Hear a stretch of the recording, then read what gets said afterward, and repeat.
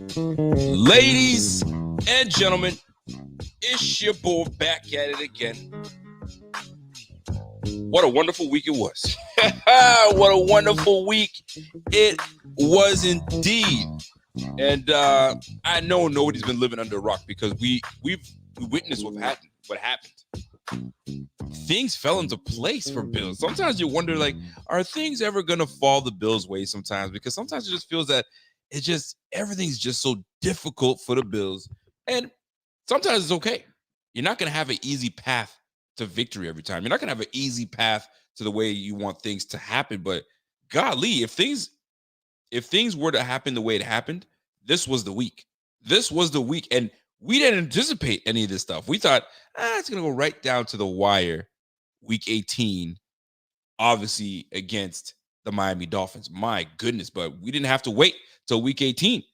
We had things fall in place. For crying out loud, the New England Patriots, they come out and win it in overtime against the Broncos. What? Patriots fans got to be pissed off because they're like, yo, we don't want to win. We're in the quarterback sweepstakes. Now, that win kind of pushed them a little out of that quarterback sweepstake for, the top dogs, big dogs. You know what I'm talking about. So there goes New England Patriots. Thank you. I'm saying we got to say thank you along the way. We can't be selfish and think that we just did it on ourselves. No. We got a little help along the way. The Las Vegas Raiders. The Las Vegas Raiders come out and say enough is enough, verbatim from the words from the own coach's mouth. Enough's enough. Enough's enough. We've had enough of this crap. I mean, the Chiefs just come in and whoop ass and just keep going, right? They're 16-0 or 17-0 in December against their own division. Antonio Pierce said enough is enough. I ain't doing this no more, man. Jack Jones was like, you right, coach. I got your back. What does he do? Pick six, second week in a row. Let's roll. Raiders take down the Chiefs, and right now the Chiefs are in meltdown mode. And guess what? Coach, listen, Nick Wright don't want to hear you. Well, I wouldn't call it a panic, but this is the worst game we've played. Listen, fam, the writing's been on the wall. The writing's been on the wall since Tyreek left a little bit. You kind of made it work, made it happen. Guys are a year older now, Travis Kelce being one of them. And, things a little different. Kadarius Toney just seems to just not want to focus and get his ish together. Things, it's cool. Sometimes you got to pass the torch over somebody else for now. For now. So the Raiders take down the Chiefs. Thank you very much. Where do I go? Where else am I going to go? The Ravens handle business against the 49ers. I didn't expect that to happen. I'm not gonna lie. I did not expect that one to happen. Ravens took care of the business. They look good though. Give it to the Raiders. They look good. Jaguars. I told you guys, I don't think they're gonna make the playoffs. I don't think they're gonna make the playoffs, man. I said that last week. The way they've been playing and the way they squeaked by the Bills back then, it didn't look too damn impressive to me. They ain't gonna make the playoffs. So right now, it's the Bills, man. Well, look at the Miami Dolphins. Miami Dolphins squeaked out a win. All right. We see you, but it is against the fraudulent Dallas Cowboys. So y'all were part of the fraud bowl. Which one was going to be less fraudulent than the other? You guys were less fraudulent. I guess we're going to find out week 18, right?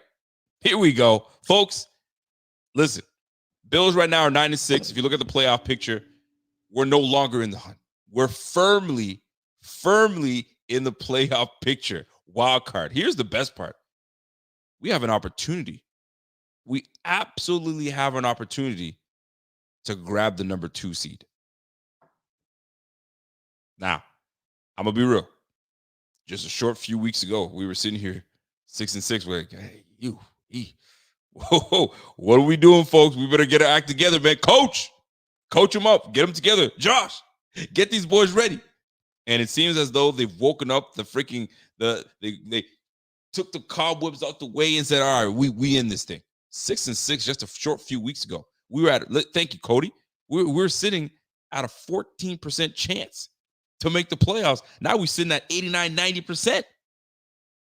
Fam, one more win, and we in. And then we can work on towards other things. But I mean, we can talk about those things in just a moment. But we've got you know what I mean, you know what has to happen. We got to talk about the injuries. We got to talk about players that are potentially not performing, potentially because of injuries. Could we have guys coming back shortly? How are we looking? I mean, there's only one guy I trust to kind of deliver and come through with the goods, and that's my man, the Thigh Doc. And you guys already know what it is. We're not changing anything. The music stays, the intro stays, it's sexy. And guess what? We actually get to see the man's face today. Oh, we excited, boy. Ladies and gentlemen, before we get to it, I'm going to bring my man on, the Thigh Doc, and we're going to talk about it. Let's go.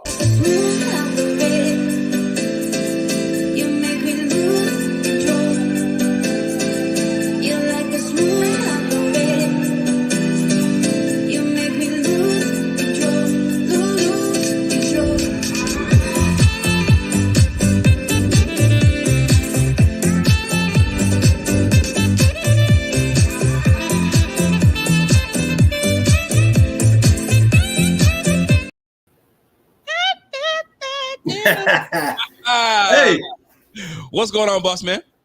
Hey, we're doing good. We're excellent. What? Hold on a second. We have a roaming buffalo in the house. Brought a mascot here.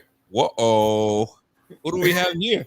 This is Thigh Junior. Oh, Thigh Junior. Well, what's up? He's not having it. Well, that's okay. When he's not shy, maybe he can give us a little something. But listen, Alex, Thigh Doc, talk to me first of all before we even get into injury chatter. Yeah, how you feeling about these Bills at the moment right now, having the opportunity that we have right in front of us? It's what we wanted. It's what we talked about in September, right? Getting hot at the right time. It's in front of us now. Yeah, we can't get the 1 seed, but I'll take where we're at. Listen, the 1 seed, sometimes you don't. I mean, 1 seed is great, but sometimes you get cold off the 1 seed. Right. You haven't played. I mean, yes, you got a little healthier, but then you want momentum. And right now, the Bills got momentum. So do we want the 1 seed? Maybe not. We're rolling the way we need to roll. So that's what we like. Let's talk about these injuries now, man. We got to talk about it. I'll let you start off and let us know where you're most concerned, where you're and right to the least concerned, and how you feel about how things are shaking out. Yeah, they're shaking out good. Obviously, some guys are getting healthy. We're seeing Daquan is close. I still don't think he's going to come back till Miami, and that'll be right after 3 months. So, like what we talked about before, right? Don't expect much out of him. I know he said, yeah, he feels strong, but it's not going to be the same for him. It's going to be tough. He'll be in a harness and a limited snap count. Not sure what's going on with Kaiir Elam, right? So I don't know if the team's just like getting him some reps or if they're serious about bringing him back though. All reports were it was just like a moderate ankle sprain, not your usual lateral ankle sprain. It was more the inside one, which is like similar to a timeline like a high ankle. They're a little trickier, but still not really something you need to miss 2 months for. So I don't know if they're just they just don't need them and they just wanted to kind of just keep them around, get some practice like that. We'll see with that one. And then like within the game. So what did we see this past week? Now the Bernard one scared me, right? The linebacker there. So non-contact, went down. I got a little hate because I tweeted out right before the commercial break. I mean, he's grabbing his ankle back here. He was. Yep. Right, and he's going like this. Usually that means is my Achilles still there? Okay? Yeah. What's going on? Filling up. Yeah. So I'm like, he's grabbing his Achilles, guys. But obviously he came back in the game. He's jumping around the sideline and came back in. So his foot just got stuck. It got tweaked. I'd say a mild sprain, and he should be good to go. Who else did we see? We saw Benford, right, with the stinger. Yeah. Cool. Yeah. All right. So stingers, they're okay. Usually guys can come back within a week. But once you kind of get one, they're a little easier to get for a while. As we saw with Brock Purdy last night on Monday Night Football, right? He had a stinger 2 weeks ago. Sure did. Took a pretty benign hit there last night, and then he had to come out for it. That's not the same kind of stinger we see with Micah Hyde, though, correct? Because he had a major surgery. Yep. He had a fusion, right? So a stinger after that's usually game over. But it looks like he's serious about coming back. So he was back at practice last week. He didn't practice the week before. He's missed 2 games.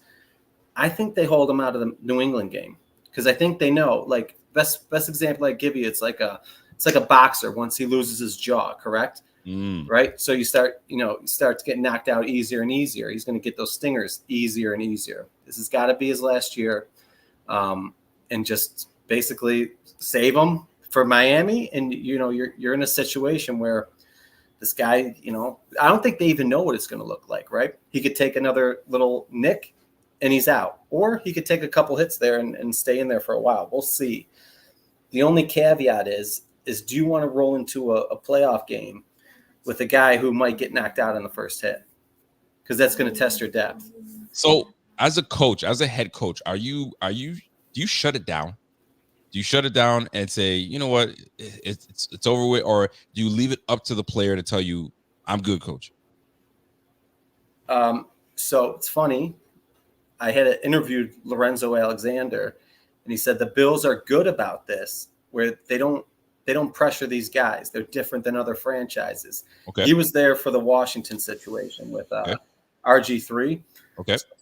Basically, it's the physician tells you what the deal is, and then the family and the player get to decide if they want to play. Gotcha. And he's the right way to do it. So, in my opinion, I think what's going on, right, is the guys are like, listen, the more you bang up your neck, the more you're looking at, you're going to need another fusion.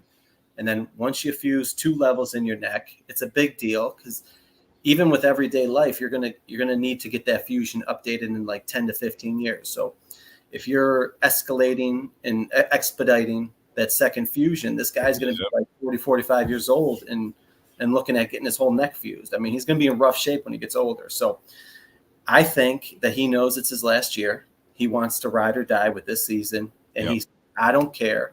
Rest me, and we're going to try it again one more time. I thought he was done before, but it only makes sense. It only makes sense. I mean, rest me up as much as we can, and if it's one of those situations where it's week 18 and it's do or die and we need this, and then you call me in, coach. But right now, it looks like we're all right. I mean, if they saw who they're playing, Chargers, you can rest. We got the Patriots. We should be able to get them, no problem, and we go from there. Ty Johnson. How long can we anticipate? Do we get Leonard Fournette back up again, or does Ty Johnson? Ty. Yeah. So Ty's got an AC joint. So we talked about how you take a hit to the shoulder. Usually it's when guys tackle you down to that side, it bangs it up. But he had a weird one where they went shoulder pad to shoulder pad, which still depresses the shoulder there. So he sprained it like that. He stayed in the game. I thought that was aggressive of the team, but because the way he had dangled his arm, it did not look good. Usually guys don't dangle that if it's a minor sprain. So we're looking at like a grade 2 here. I think they just know the situation. It's going to hurt. Try to get through that week and maybe this week. Again, I don't see this as like a 4-week issue or anything, Rico. I would think he would come back this week. Right. And that's my opinion. We'll see how the practice report looks, though. We'll definitely see how that report looks. So right now, it seems as though we're getting healthy at the right time. Now, you mentioned Kyer Elam. So the Bills right now, as reported by 50 roster rate, and they've got a decision to make because sending Jordan Phillips to the IR has opened up a roster spot. But they've also got Daquan Jones that could be returning to the squad, as well as Kyer Elam. So they've got a decision to make. Do you ice Kyer Elam? And this is a question for the chat on how you guys feel. Do we leave things the way they are in the defensive backfield?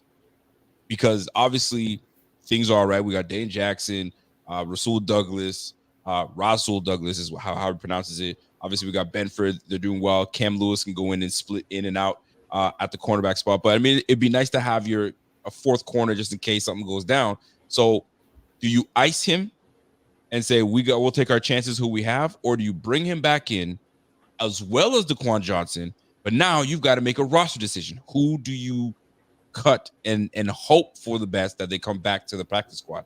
I might put you on the spot. Or it's a great question. What would you do? I wouldn't bring Daquan back this week. They still have an open roster spot, so just bring Kyer back this week. Yep. See what happens. Every week someone can get hurt. So if someone gets hurt, I mean that gives you the easy answer for week 18. If no one does, I don't really know who the fringe guy is at the. I can't just think off the top of my head. I would assume maybe like a depth linebacker maybe you're looking at like a Spectre potentially, or like one of those last linemen. I mean, we have had like Ifedi. He hasn't like been activated. That's right. That's someone who I could see, hey, just cut. Listen, we'll put you right back on the practice squad. That'd be a good idea, in my opinion.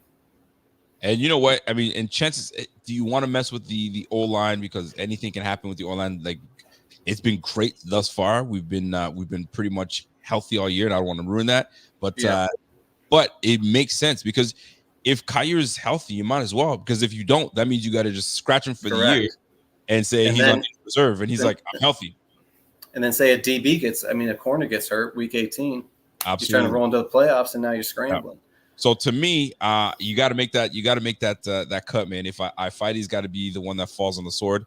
Poor guy he's just been on the squad just in case. It's a tough position to be in, but you don't want to give up on Kyer Elam. You don't want to give up on Daquan Jones if you can add them to the squad, which makes the squad better. That's where we're at right now. So I find that quite interesting. We'll see how it all shakes out. But I like what you're saying. You're saying add one for now. If things materialize where we unfortunately get into an injury situation, boom, then we can add the other. But if everything stays the same, oh boy, we got a tough decision to make. And because then you'll have Kyer on there, and you're gonna have to cut bait with someone else. I doubt they would cut him to bring Daquan back. You understand what I'm saying? So I think now that I think of it, I think Ifedi would be the easy thing. Be like, hey, stay in the parking lot. We got you. We'll even give you like a little extra signing bonus. Get back on the practice squad. That wouldn't be a bad deal for him. He hasn't been activated all year. So that's you got to talk to the guy though. So got to talk to the guy. Now, injuries aside, my man. Injuries aside, there's one more, Rico. Oh, talk to me now. This is a big one. So what's up with Diggs? What is up with Diggs? So I got. Listen, I'm on the very defensive end with Stefan Diggs right now. No, I don't think. I don't think this isn't like hey, he's over 30, he sucks conversation. He has had 4 out of 5 weeks where he's been coming in under 80% snap count, and he only had 60% last week. Now I get he dinged his neck on the first play. Whose fault was it? Antlin's throw. Thank you. Go on. But I get he dinged his neck, but I don't think he looked fine to me. It didn't look like he needed a 60% snap count in a tight game.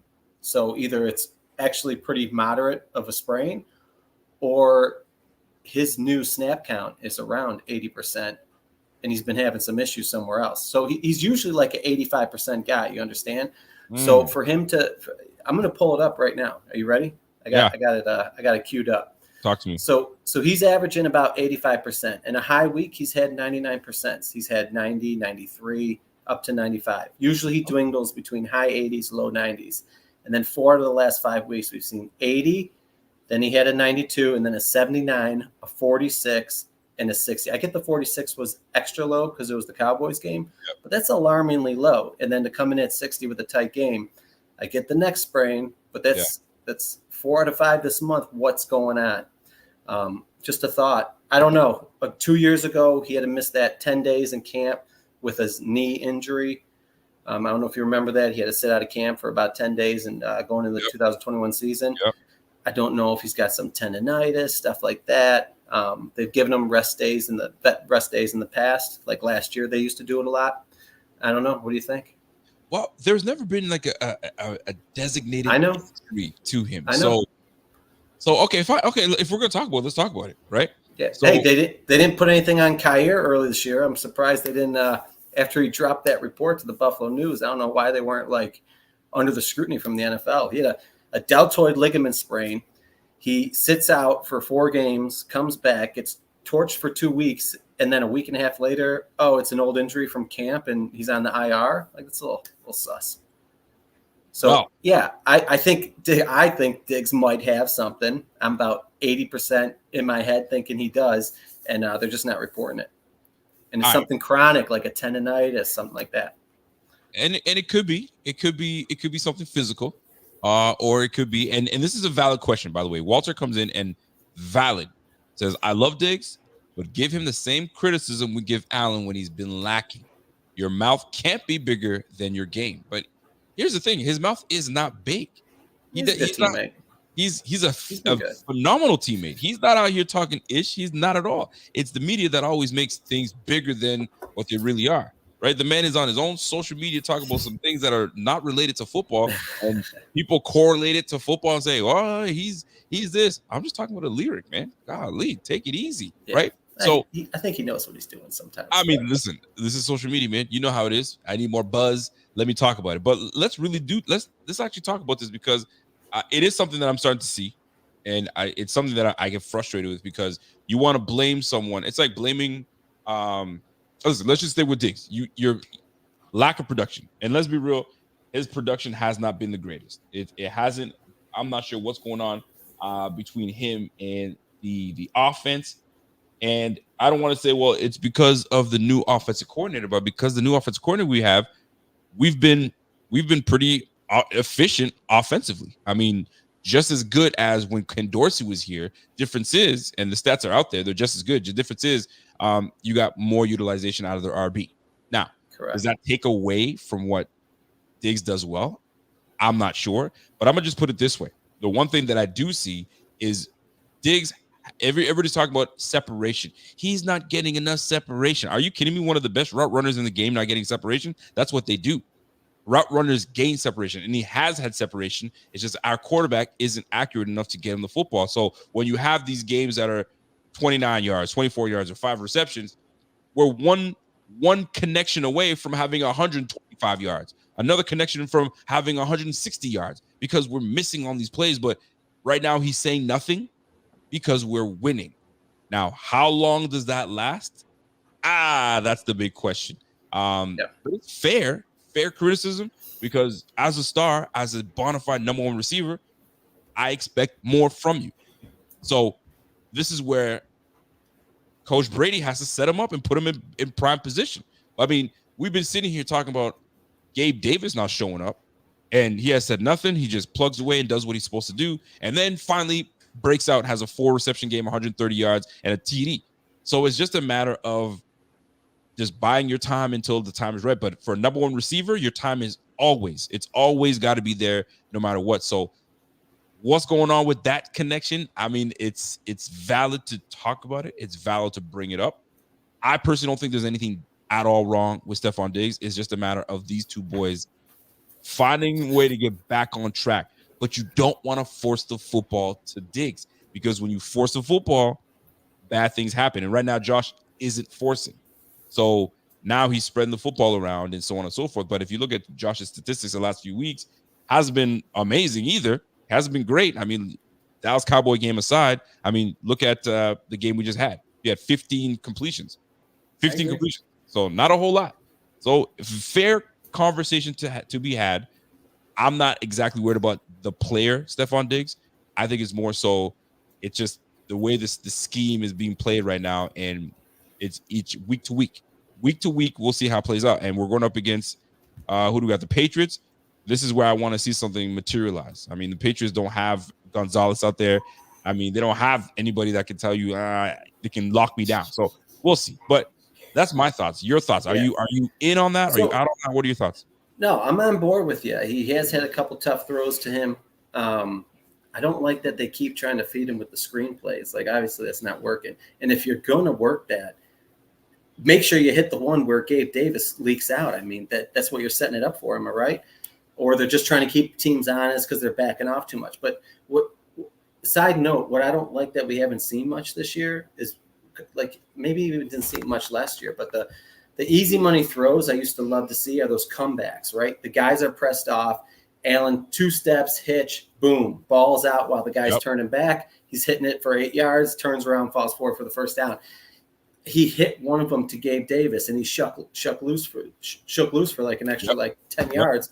Those used to be like a staple in the offense, like back in like 2021. So I don't know what happened to that. If guys are off the ball, why aren't we running that? I don't know. But where I'm coming from is, listen, I do the injury stuff. I watch football. I love football. I kind of know football. I would think. So, but I'm not like an offensive guy. I don't see the routes being run and the separation. I don't look into that. But I do see the snap counts dipping. And I do watch the game, and they're like, hey, Diggs isn't out there on 3rd down. So to me, that's like, what's up? And in my opinion, I think he might be nursing something. So I'm not trying to sound the alarm. It's something that's obviously not bad enough to put him on the injury list right now, but he might show up for a neck this week. That'd be a nice cover for that. But I don't know. What if his knee's like irritable and that's part of what's going to happen. And then you guys are saying he's not getting separation. We find out, oh yeah, his knee wasn't right for the second half of the year. So we'll see. I guess we'll see. I mean, listen, if you withhold these things, I mean, the NFL come down on you and fine you. So maybe it's something, maybe it's nothing. But the something that we do see is his production, and in terms of statistical production, it's not on par with what he normally does. So, but that, I mean, that's neither here nor there. We're gonna let it play out. And every week is week to week. You know what I mean, scheme to scheme and game plan to game plan. So we'll see how that all plays out. Last but not least, how was your Christmas? And how was Christmas for the little man? Christmas was good. Did we have good Christmas? Yeah.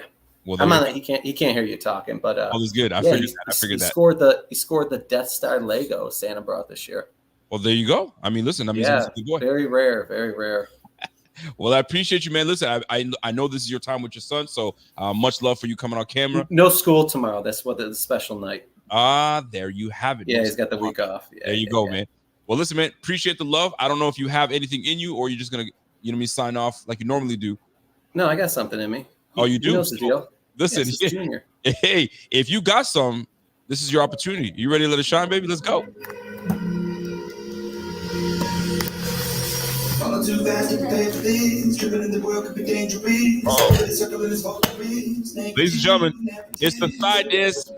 You guys didn't ask for it, but it's coming your way. And no matter how it is, there it is. Hey, oh, the rhythm's getting better. I see that. Carl Jones, you better take notes, bro. You better take notes. Oh, Carl. It's for Carl. Ladies and gentlemen, my guy, the Thigh Doc, doing his thing. Salute to you, and we'll see you next week. Look at his son. His son's like, oh, there goes my dad. Hey, there goes my dad. Hey. All right, my man. We'll talk to you. We'll see you. Peace. He said go Bills, by the way. He said go Bills at the end. But yeah, that's my guy. Andrew's like, please, no mass, no more. I don't want any more thigh. I get you, bro. But you know, I gotta let my guy shine, man. I gotta let him shine, man. That's his time. He's been off camera for some time now, so it was his moment. So you gotta let the boys play. You gotta let the boys go, man. Buy stocks is here. Oh, them quads, boy. My man's looking up them quads. Listen, man, that's why you gotta stay in the gym and not shy away from leg day. I know leg day sometimes it be hurting. I see a lot of guys top heavy, all up here. You know what I'm saying? And then when they wear shorts, you're like, what? Them toothpicks, boy. What you gonna do with that? What you gonna do with that? But anyway. That's neither here nor there. We appreciate the Thigh Doc. He came in and gave us some good insight. I have not really, given it some thought that Diggs could be nursing something. I don't know, man. I listen. I don't know, but one thing I do know is that I don't like the production that he's been showcasing. I don't like it. I need Diggs in that 7 to 10 reception role. You know what I'm saying? At least 10 targets a game. That's what a number one receiver should be getting. 10 targets a game. And I need more connect screen. I want to set something, get your receiver warmed up. So he's used to catching the football. Okay, let's go. Let's get going. But it just hasn't been clicking the way we need it to click. But when you need him to show up, he shows up. Third down, we need that thing to keep going. Here comes Diggs. Here comes Allen. Connection. Let's keep moving. So when you need him to show up, he shows up. I just want this sexiness. I want sexy Josh and sexy Diggs back at it again. Right now, it hasn't been so sexy. But sometimes other people got to shine. And it was Gabe Davis' turn off that milk carton. You know what I mean? But anyway, before we jump into bringing my man Carl Jones on, we got sponsors. We got things we got to handle. So until we come back, I got Underdog, Pick'ems, and let's talk about that. And we're going to come back with my man Carl Jones. We'll be right back. Underdog Fantasy is the easiest place to play fantasy sports. It's also the fastest growing fantasy app in the industry. In the Pick'em game, you can pick whether your favorite players will have a higher or lower stat total in that week's game for a chance to win big. And as you already know, I'm going Josh Allen higher in yards every single week. So sign up today with promo code Buffalo Fanatics and get your first deposit doubled up to $100. Visit UnderdogFantasy.com or find them in the App Store. And don't forget to register with promo code Buffalo Fanatics to get your first deposit doubled up to $100. Ladies and gentlemen, my guy is back with us, back fresh from Christmas. I don't know if Santa Claus was good to you, if you were more the giver than the receiver. What's going on, man? How was Christmas for you, brother? It was good, man. Appreciate you having me on again. Once again, thank you, blessed for that. But it was smooth though. I mean, I'm a simple dude, you know, able to kick it with my girlfriend's family a little bit because I'm from Cleveland. Wasn't able to get off and go back to the crib, but it's all love, man. I'm thankful just to be here another day, and that's all Santa gave me, and that's all I really asked for. Listen, man, I'm with you, man. Listen, I got enough energy that I can use my legs and walk around. I can breathe. You know what I'm saying? I don't need nothing. I told my kids, I told my wife, listen, do not get me a thing. I mean, I'm a grown ass man. First of all, if I want to get myself something, I'm gonna get myself something. You know what I mean? Christmas for me is every day. Okay, we don't gotta cram that thing into one day, man. It's for the children. Let's go, man. But I appreciate you coming on. Obviously, that's love. It's always gonna be that way. We're gonna get right into the nitty gritty. I need to get right into the nitty gritty. Josh Allen MVP. Are we here for it? Is Josh Allen? Is he ready for MVP? Is he primed for MVP? Is he deserving of MVP? Because there's a lot of conversation out there that people are debating if he's even part of that conversation, because two things stand out. A, your team you were just on the outside looking in. You finally just made it into the dance, into the playoff talk. All right. Now maybe we can have that conversation. But then you weren't even in the playoffs. So why are we even talking about you? Right? Only winners get the consideration for MVP. Right? Now he is winning. That's number one. Number two, you got too many turnovers, bro. Your turnovers are killing your chances. What you mean? Like, how are we going to give you MVP when you got damn near 15 interceptions? Stop it. We're not giving that to you. 18 turnovers altogether. We're not going to do that. So to you, I pass this along. Your MVP, it seems that the conversation seems to be swaying back and forth. Do you need to be part of a winning squad? Do you have to have statistics only? Where is it that you define your MVP? To you, what do you think? For me, it's always a combination of a little bit of everything. Like, it's not necessary. I'm never really a statistics guy. I'm never really I'm solely caring about winning. Like, for me, I'm a big college football guy, as you know. And this year, the Heisman Trophy winner just had the best statistics. He wasn't on the winning team. I think that LSU had 3 or 4 losses. Yep. But the statistics were so great that you had to give it to Jaden Daniels.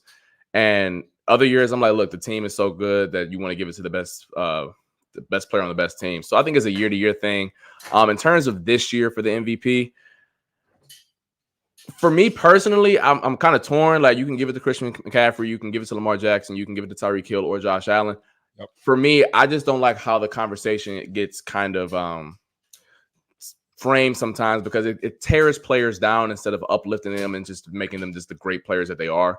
Right. Like, for every player who says Josh Allen is deserving, I'm hearing, and when saying that Josh Allen has 40 touchdowns and he's having a phenomenal year, that they rely on him so much, I'm hearing some people say, well, Lamar Jackson only has 20 touchdowns. He's not good. He doesn't have X amount of yards. When it's like, well, hey, buddy, like, in the same way that they use Josh Allen on the goal line as the battering ram to get those extra yards, Gus Edwards has 11 touchdowns, and I believe 9 of them come from within 2 yards. So, like, 2 different stylistic things and how both offenses approach things. Josh Allen is a phenomenal talent. I'm not taking anything away from him, but how we frame this conversation always baffles my mind, because it's like, why can't all these players be good and we just uplift these dudes? Because I'm of the belief, like, hey, I love watching Christian McCaffrey ball. Watching him yesterday was dope. Like, going against a Ravens team that it sounded like fall camp out there. It sounded like first day of football pass. Let's put them boys on, like, rah-rah. And he was giving it to them boys.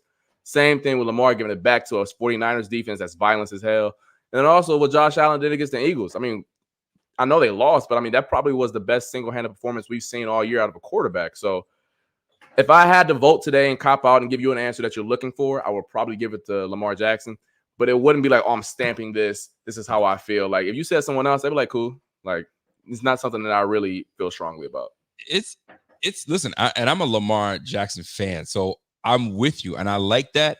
But then when you look at this, and it has to be, you have to look at statistics, because the last time Lamar Jackson won the MVP, he had 36 touchdowns. right? Very little interceptions. He was MVP, unanimous MVP. He was killing it. So when you look at the statistic, you're like, how you gonna give that to MVP? Like most valuable player. Like I'm talking all of NFL. But then are you like valuable to your team? Absolutely, he's valuable to his team, but so is Josh Allen. And then when you look at Josh Allen, you're like, hold on now. My man's got 40 plus touchdowns, and there's 2 games left to go. How do you avoid giving him the touchdown? The MVP if he hits you with 3 touchdowns next game, 4 touchdowns the next. You know what I'm saying? So now you're sitting at 4, just damn near shy of 50, and you're gonna bypass him. I mean, if you look back at it, Brett Favre is known as the gunslinger, and he's going to hit a lot, but he's going to miss a lot. So in 96, he had 13 interceptions, and that's just interceptions. I'm not talking about fumbles because I didn't even look into all that. 95, he got back-to-back MVPs. He had 13 interceptions that year. You know what I'm saying? And Mahomes, when he won the MVP in 2022, he had 12 interceptions. So you're gonna give the ball up when you're rolling. But here's the big difference, though. In 96, when Brett Favre threw 13 interceptions, he also had 39 touchdown passes and just shy of 4,000 yards. And back then, when you were just shy of 4,000 yards, that's big. That's big time. Now, 4,000 yards, you can throw that, you know what I mean, by right now. I mean, everybody's on the fringe of that. But here's the thing, and you're right. You don't want to disparage one, put one down when he's in the conversation to be one of the best, but you're going to put him down. But it comes down to your statistics. We look at what have you done this year? How great is it? And Josh Allen has a chance to not only he has already broken a record with 11 straight games of a touchdown and a pass at the same time. So it's hard not to have him in that conversation, especially if he wins out. And you know what? This conversation is not the only one. We're not the only ones having it. Guess who else was having it and had to really, I mean, I don't know if it hurt him talk about it, but it doesn't seem like anything hurts this guy. Our guy, Mr. Aaron Rodgers, had something to say about this MVP. Brock, Dak, Tyreek, and Jalen. Yeah, so it's basically Tyreek, who's leading the league by a couple hundred yards at receiver, and CMC, who I believe is a couple hundred yards up as well. Correct me if I'm wrong here, but I think both those guys deserve a lot of consideration. The other guy, and I saw some stats, and I know Josh has had turnovers this year, but the guy has 40 combined touchdowns again in 4 straight years. And the team has been, they won 4 straight, I believe, and 3 of those were pretty damn good opponents, playoff teams. If they finish the last 2 and win out, and if Miami loses their next one, the week 18 is going to be for the division. So Bills would be 11-6 then. Ooh, pretty good record. And I think it looks a little bit more appetizing. Mm-hmm. You know what I mean? Well, what if Josh has 8 touchdowns the last 2 weeks and finishes with 48 combined touchdowns? How do you not put him in the conversation? How do you not put him in the conversation? So fair conversations we had. That's why there's 2 weeks left in the NFL season, and a lot of things are going to play out. You might have CMC come out and put a 40-yard rushing dud. Can't happen. It's not going to happen because of who they play next week. I think it's a bum team, but those are conversations that are to be had. And then you said CMC, and I have tremendous respect for the running back position. You guys know that already. But he's got 1,300 yards right now. Let's just say he rushed for another 100 next week and another 100. You're sitting here 1,600 yards. To me, that's a very good year. But MVP. Well, then the conversation with CMC was so unique. I believe he has like 600 receiving yards as well. He will be I think he will be well above 2,000 all purpose, which will be and then he's up to 21 touchdowns, which is not 27 like LT. I was about to say, okay. Because LT had a 27, which was crazy, which is still, I believe, the NFL record. But I think CMC season would probably be the best from a running back position. I don't know Henry's off the top of my head, so I don't want to be disrespectful there, but probably since AP, if we're going to be honest. I mean, CMC season is ridiculous. I mean, he's the best back in the game, and he showed it again last night. Just couldn't overcome the fact that his quarterback threw 4 picks. 5, excuse me. 5. It was looking like Brock Peterman. That's what he was looking like. They don't want to even talk about it. You know what I mean? He was on pace to look like Nate Peterman. I'm just saying. Go ahead. Yeah, no. So I mean, yeah, it's a fascinating conversation. And look, Josh will have a prime opportunity in Week 18. If it's for the division, he's dominated the Dolphins throughout his entire career. He does that against the Dolphins defense, which has been playing really well over the past 7 or 8 games since Ramsey has come back. He goes against them, balls out like he normally does. Hey, now them voters really got something to look at, because the stats might be a little bit too overwhelming to overlook. If you're gonna give the MVP, in my opinion, to somebody not QB related, it has to be Tyreek Hill. Tyreek Hill would be the most deserving of it, and he's missed one game. Imagine him not missing the game. He could easily crack that 2,000 yards. I mean, it's not over yet. I don't know his statistics at the moment.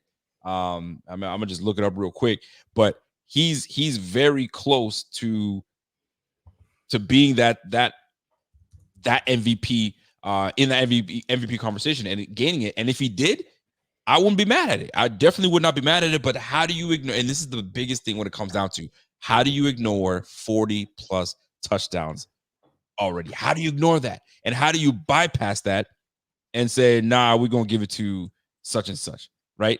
I heard somebody say, are we turning this into the Heisman?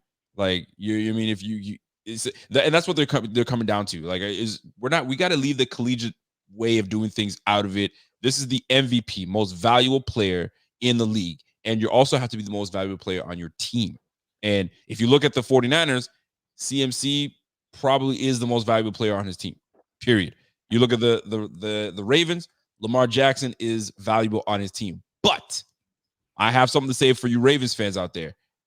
When Lamar Jackson wasn't playing, who was his backup that was doing work? Was it Tyler Huntley? Yeah, Tyler Huntley, yeah. Huntley was cooking. Huntley was playing well. He had these guys, you know what I'm saying, still relevant and doing well. So, I'm not even taking away. And see, I'm falling into you can't disparage somebody else. No, I know you're not disparaging. I know what you're saying. Yeah, Tyler Huntley was doing good stuff with the Ravens. You think, oh, the Ravens are cooked. Oh, wait a minute now. Tyler Huntley's got a couple wins on his belt, and he's got these boys rolling. So, listen, fam. Like, listen. At the end of the day, it's got to be Josh. The only thing that Josh has to continue to do is not keep turning the freaking ball over. And you got to, look like, and you got to have a dominating game against the Patriots. If you come out and you cook the Patriots, 4 touchdown passes, and you for 400 yards, fam, that should be yours right then and there. It should be no-brainer, because now you've clinched your way to make the playoffs, number one. So you're in the dance. So now we're talking about MVP. Give that brother that MVP. So that would be nice. You got the Madden cover, then you get MVP, and then you're on your way to the Super Bowl and get the trifecta? What? Yo, that'd be unheard of, boy. And then you can dead all the conversations of the Madden curse. You could dead it. That'd be you'd completely shut that thing down if Josh Allen is able to complete the trifecta. But that's neither here nor there. We got to get there first. So MVP conversation, it's gonna happen. It's gonna continue to happen. It's a fun one. It's definitely a fun one. So let us go back a little bit. Let's go back to the game against the Chargers, because those Chargers had us sweating a little bit. I mean, I played a clip last week. So when Pinky was like, "Oh, those brothers had me scared, boy." I wasn't sure how to feel about that. And I'm gonna tell you, it really did feel that these guys were extra motivated. I don't know if you've ever been in this position where somebody gets let go or somebody gets fired, and now you have so when that, whether you respected the coach or you loved or you hated the coach or whatnot, what does it do to players when this guy's gone, and let's get into this transition and let's actually play some ball right now? Like, what is it when there's a shift in energy when coaches departed from the team and now players got to respond? Yeah, it's kind of weird. So I actually went through the same exact thing. Not my head coach, but Syracuse. We got embarrassed my senior year against Boston College. If I said the crazy, I'll pull it up right now.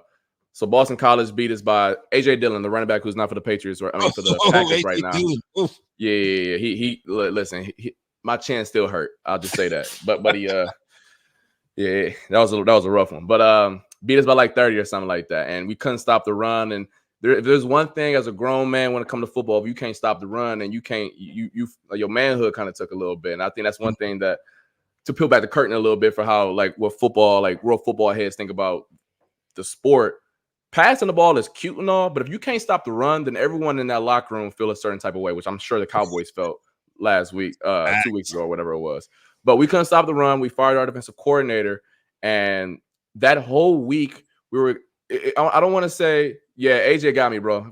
My man, the real one. Yeah, it was actually. I'm gonna have to find the page and find that. it's public. Hey, look. Ran over by court. I don't know if it's gonna have something like that, but I'm gonna try to find the page. Yeah, it was 2019. If y'all want to go look that up, but yeah, I was in the A gap at my safety position. I was right behind the ref. Moved the ref out the way. Didn't matter. I'm flat-footed. AJ Dillon 250. I'm a $190, and y'all can tell. Y'all can probably vision how that went down. But shit, Lamar Jackson got me too. Yeah, it wasn't pretty with him either. But regardless, yeah, Lamar got me. Yeah, my first ever collegiate start was against Lamar. He ran you over? No. He made me look stupid though. It was like, like it wasn't you in the high school. No, he did not jump over me. No. I was the corner on the other side of the field. I was no. He did not jump over me. I was on the other side of the field. Lamar did not jump over me. But when you lose a coach though, you kind of come together a little bit because this is like, yo, like you like that coach whether you don't or you're not, but you don't ever want to feel responsible for someone losing their job because that's how they put food on the table. That's how they provide for their family. Brandon Staley, I'm sure his family, kids, cousins have all been around that facility, so you learn to grow a connection with them. And he's not the only one that gets fired. That wife is no longer allowed in the building. Those kids aren't no longer around, and you feel kind of responsible for that. So it happened with us. I believe the next week we kicked the hell out of Duke. I know they're not nothing crazy, but like we wasn't supposed to be beating Duke like that, right? So I'm sure the Chargers felt the same exact type of way. Like you don't want to get embarrassed as a grown man, especially in the sport of football where you're legally allowed to assault somebody. So I'm sure that was was a lot of what the Chargers had going on Saturday night. It certainly is, man. So when you have that, it certainly does change the atmosphere. It does do those type of things. So and that's why I had to ask you on how you felt about that. So now this Chargers game, you had these guys come in and play hard for Coach Griff. I think that's the name of Coach Griff, and you had Easton Stick. He's been in the game 5 years, and these boys. They had no not that they didn't know anything about him, but like I don't know what we expected. I mean, this brother's not a guy that plays. I mean, we got to go back to college game to see how he plays and so on and so forth. So you can understand. I'm not trying to give excuses, but you can kind of understand where the defense is kind of like, okay, how are we going to play this? Okay, we'll play zone, and he hasn't played in a long time. He was torching the zone. He was eating it up. He was like, no, I got you. That's the experience in a veteran guy that's been in the game 5 years that sat behind freaking Phillip Rivers. For crying out loud. So you've been here long enough. You know what I mean? So it's one of those situations where you're like, okay, this guy's a veteran. He will find ways. And then we had to make some adjustments. And then, we took over. But that Chargers game, though, did it have you kind of feeling some type of way like, yo, are these Bills about to squander their opportunity against the Chargers? All right, I'll answer that in two parts. Yeah. Did I think that there was a chance they could have lost? Yeah, like the way the Bills season's gone and how unlucky they've been. Yeah, kind of like with Tyler Bass, like they fumbled the snap on a game-winning kick or something like that. Like those type of thoughts come to my head, right? But do I think it's some ringing indictment on the team? Not really, for like the reasons I laid down earlier. When you have a team that got embarrassed the week prior, lost their coach at home, no film on the. I mean, I don't know how many times they probably prepare for an Easton Stick QB power. But I know damn well it wasn't more than once. Like, let's be honest here. White Mike Vick. Yeah, so like I don't know how often they prepare for that. The only thing taken from that game that's more of an alarming trend that I'm taking away from it is the Diggs lack of production, lack of connection, continuity. That's the only thing because that's been an issue dating back to when Brady has initially took over. So that's honestly the only grand scheme takeaway that I'm taking from the game on the negative side. On a positive side, Ed Oliver is still really good at football, if y'all didn't know. The offensive line can hold they're one of the better units in the league. So I'm not really all too worried. It's one of those games, right? But the Diggs thing is something I'm definitely a little concerned about.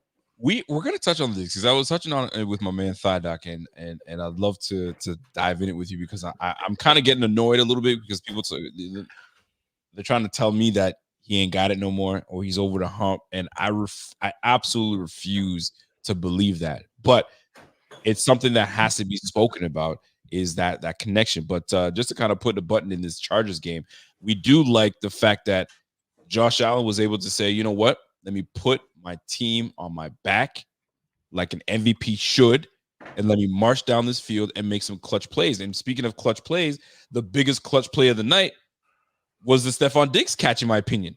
That Stefan Diggs on third down was a big one. That gives momentum. All right, let's keep rolling. First down, let's roll. And then obviously Josh Allen on the back foot, all out blitz from the Chargers and hits hits Khalil Shakir. And I mean, just a little bit. I mean, he could have been walking down the end zone. But the point is, we marched down the field, did what we needed to do, and got the win. And players that needed to step up, stepped up the game. Gabriel Davis being one of them. He's got to be sitting here going, oh, it's about time, man. I know I ain't no scrub. I mean, y'all been painting me like I'm some scrub. It's just the way the game has been playing. So Joe Brady, although is changing the way we move things and getting these wins, that's what matters at the end of the day. But it is, I don't want to say it's alarming, because it's not alarming, but it is something to pay attention to, the lack of production coming from my man Stefan Diggs. Now, I can't say it's an injury, because I haven't seen him on the injury report. So if it's not an injury, in your opinion, this is all opinion based at this point, what the hell is it? What's going on? Why can't those two get back on track the way they used to? Yeah, it's kind of, and I don't want to say it's Joe Brady, because it's not him. Like, because there's some Diggs has dropped some passes, like he just flat out just dropped some, right? I will say, and I'm not gonna I think Stefan Diggs is a supremely talented player, one of the best wide receiver ones in the game, bar none. But there's been some matchups, take away bracket coverage, take away safety over the top, where the DB in front of him has just taken it to him. I mean, L'Jarius Sneed is going to be an all-pro. Like, he's one of the best corners in football this year. He took it to Diggs. Like, obviously there were some plays where the Chiefs gave him help, but he took it to him. Like, there was no, like, some of those plays weren't, hey, I got help, whatever. Like, no, L'Jarius Sneed, he did the same thing to Devontae Adams on Monday. Like, he did it yesterday. So, this is what he does, right? Asante Samuel was giving him some love as well. So, good corners. Exactly. And you would want your wide receiver one to be able to win those matchups on a consistent basis. Marlon Humphrey, you're going to see him in the playoffs. You'll see L'Jarius Sneed presumably again. The Browns have 3 cornerback ones. So it's just like, he's going to see those guys. Now, that's one point. I also do think they need to figure out better ways to incorporate him. I am tired of the screen stuff. Diggs has never really been a yak guy to me. So, like, why are we giving him the ball behind the line of scrimmage and asking him to be Deebo Samuel? Never really understood that. So I do think they need to find ways, never force feed him, but to natural progressions for him to get the ball and use his skill set in a better way, because some of it is the defense they're going against. Look, these dudes are going to be all pros. Trent McDuffie is going to be an all pro at the nickel spot for the Chiefs this year. But what are some other ways that we can help them out a little bit? Well, I'll tell you the other ways we can help them out. Other guys got to step up. Other guys have to step up. Kincaid, I need you to step up. I don't give a damn if you a rookie or not. Like, the last few weeks, you haven't been, as productive as we'd like you to be. Let's keep it a buck here. Gabe Davis just finally showed up. Where the hell you been? I need that production always, because then that opens up things for everybody else. So if you role players aren't doing what you're supposed to do, I'm gonna just lock this guy up, and then now we're gonna force Allen to be Allen. But now that we've got a run game, there's less opportunity to throw the football. So then there's a little bit of off rhythm, if you will, right? Because we're running the football quite well, and the O-line is just doing what they're supposed to do. So I can get that part. But role players got to show up in order for these guys to ball out. However, I pay Stefan Diggs. What is he getting paid? Like a lot, $24 million a year. Motherfucker, you better do something, man. I had to say that, but listen, I'm paying you a lot of money. All right, figure it out. You and your quarterback, come together. I don't know if you got to go back to the person that's been braiding your hair. Loosen that shit up a little bit, man. Them corners are pretty tight. Loosen that bitch up. I don't know what has to happen. Maybe you have to go back to Afro Diggs. I don't know. But y'all need to figure out, because there's a lot of money. You know what I'm saying? Because we criticize, like my man Walter said, we criticize Josh Allen when Josh Allen ain't playing the way he's supposed to. Now criticism got to go to my man Stefan Diggs. I don't think there's anything wrong with him personally. It just has to be let's get it together. Y'all two need to get it together, because there's a lot of money tied into both you cats. And people talking about, oh, maybe we should trade this. Nah, man, there's too much money in that, man. There's too much money. They ain't about to move his ass. And we need something to keep going, because there's lack of production. if this bleeds into the playoffs and we're one and done, bro, the conversation is going to be loud all off season. Or it's just a matter of, yo, get rid of Diggs and bring me somebody else that can, not get rid of Diggs, get rid of Davis and bring me somebody in the draft that is going to now help this offense not be so dependent on receiver one to make something happen. So, but definitely something that has to be talked about. I mean, we came back onto the Diggs situation, but we talked about the Chargers. But anyways, good win against the Chargers. Tough one. I think it was a win that we needed. I think it was one of those that tested us. And one thing I do like about what happened in that game, and I mean, I guess we might as well just get right into it, Ro. The good, the bad, the ugly. We might as well get right into it, baby. We got to. I'll say one thing. The good thing that one thing I really liked in this game, and right off the bat, was McDermott saying, "Timeout. Hold on, everybody, bring your asses in here right now." Huddles the whole defense up and starts giving the pep talk. This is what needs to happen. Yo, watch for this. This is what they're gonna try to do, and and defense got the job done in the end. They got the job done in the end. They looked a little shaky at the beginning, but they got the job done in the end. So I love the communication from head coach McDermott. Tells me, he's learned something, a thing or two, about just sitting there and expecting your players to know what they're supposed to do. Because sometimes under the bright lights, players are like, I'm on a corner, I'm on an island by myself. I forgot my responsibilities. Sometimes you gotta, hey, bring it in. All right, everybody know what they're supposed to do? All right, you got this? Get out there. That's leadership from a head coach that you want, right? That's nothing better than when you get a coach that brings you in and says, okay, everybody tighten up here. This is what we got to do. Timeout. This is what they expect this. Safeties, you guys know what you do. Ed Oliver, finish this game for us. Let's go. Ready? Woo! I got myself pumped up right now, right? So this is the shit I'm talking about. So to me, McDermott's ability to time out, call everybody in, and not just sit there clapping his hands and making sure, okay, you guys got this from the sideline. And then all of a sudden, when a blunder happens, he's like, I gotta go and face the music again. Nah, bro. Talk to your guys right this second and let's keep rolling. So to me, that was the good that I loved in that game. I mean, there's many other goods, but that good stood out to me. What say you, sir? For me, it's gonna be Ed Oliver. And I've talked about this all year on the various variety of platforms. In the games, it's more players versus plays. Like, yeah, the first 58 minutes of the game, plays can really get you through some of those things. Coaches can scheme guys up, put them in good situations to succeed. However, 2-minute situations, crunch time, I got film on you, you got film on me. Ain't enough, and so many different ways you can run power. So many different ways you can run 4 verticals, right? Yep.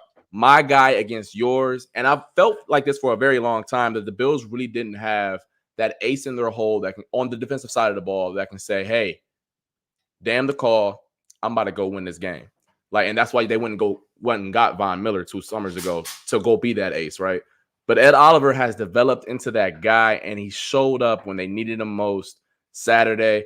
There is no fancy play call. There was no stunt. It was just beat the living crap out of the dude in front of you and go win this game. And that is the type of guy. And I'm not big into the ranking and comparison stuff, but we've seen Chris Jones do that for the Chiefs over a variety of years. We've seen Aaron Donald obviously do that his entire career. So these interior guys have been known to be closers, and Ed Oliver has shown he can be that type of guy as well. So that was very, very good for me. I like that. Let's go to the bad, man. I know it's tough, but we're gonna have to find the bad. I mean, I'll just start off right now. Easton Stick had no business looking like Mike Vick. He had no business. He the beginning of the and we were I think at one point I was like, what is happening right now? We need to change things up. So no business. He had absolutely no business doing that. I think that we overlooked. I don't want to say overlooked, but like we didn't take him seriously. I don't know how to look at it, because in the NFL, you can't sleep on anybody. I mean, you're in the NFL. This is the best of the best of the best. I don't care if he's a bench player or not. I mean, listen, Tommy DeVito was looking like a bum, and then Tommy DeVito started, you know what I'm saying, he started eating his cutlets, and all of a sudden, I mean, the Giants were looking reputable. He's out there, you know what I mean, getting media time. You know what I'm saying? His 15 minutes turned into half an hour. So he was looking all right. So everybody's got their moments where they can shine. So don't think that Easton Stick was going to come out here and not shine and try to do something, because he's got an opportunity to remain in this league. He's auditioning. I mean, he's trying to do something. I mean, listen, this might be my last year because the new regime is going to come in here and say, I want a new backup quarterback. This Easton Stick kid ain't doing it. I want this. I want that. So this was his opportunity to show something, and he did. And then we tightened up a little bit and we got rid of that. But I did not like how Easton Stick came out here, you know what I'm saying, looking like, you know what I'm saying, like he was ready to get work done and try to galvanize his boys and try to get this win over the Bills. I was like, hey, pump your brakes, Mr. Mike Vick. We need you to chill out. So Easton Stick doing what he did to us at the beginning, I didn't like it. And he almost marched his way out and trying to get that win until Ed Oliver was like, silence, we're done. Finito. We out of here. Pack your shit. We gotta go. We out of LA. We ain't doing this too long. So yeah, Easton Stick doing his work. Not a big fan of that. For you, sir, the bad. I love that. Yeah, Easton Stick was definitely looking like White Mike out there. Oh man, bit. White Mike in this bitch.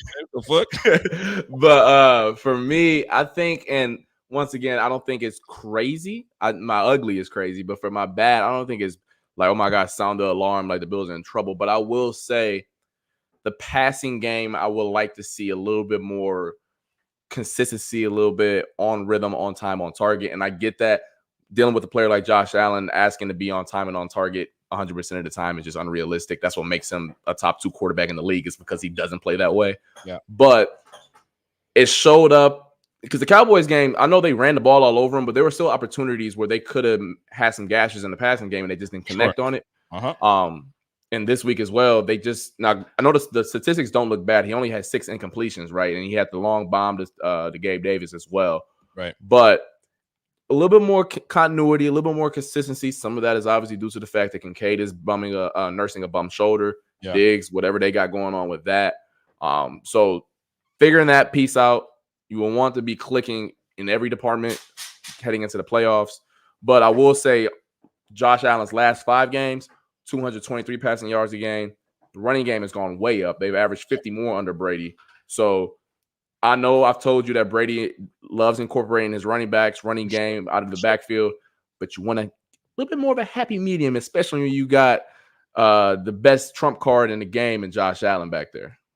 It's so funny that you mentioned that, because it's the fickleness in our fan base. And you brought it up because I felt some type of way about it too, because at one point we're sitting there going, we're too pass happy. Let's get the bounce and run the football. And then we're a little more balanced and running the football. We're like, well, I mean, this is the NFL, and today's NFL, we pass the football. Enough of this running game nonsense, right? And I'm paraphrasing here, but like Joe Brady has found a way to be balanced. We may not get 400 yards, and this is what these are the same things we were saying, not you and I, but just general talk that was happening. Josh doesn't have to go out and have 300 yards every game. Sometimes Stefan Diggs has to take 5 receptions, 6 receptions, but we get so accustomed to one thing. And when we start deviating, people are like, I don't like change. Go back to the other way, the way things used to be. And that's just human nature, man. Sometimes change happens and you're reluctant to go with the change, but the change has happened. New offensive coordinator is going to have a different mindset, a different mind frame on how he sees the game. And think about it. If it was Ken Dorsey last game, Ken Dorsey would have forced. He would have forced. Am I saying that right? Feed force? Force fed.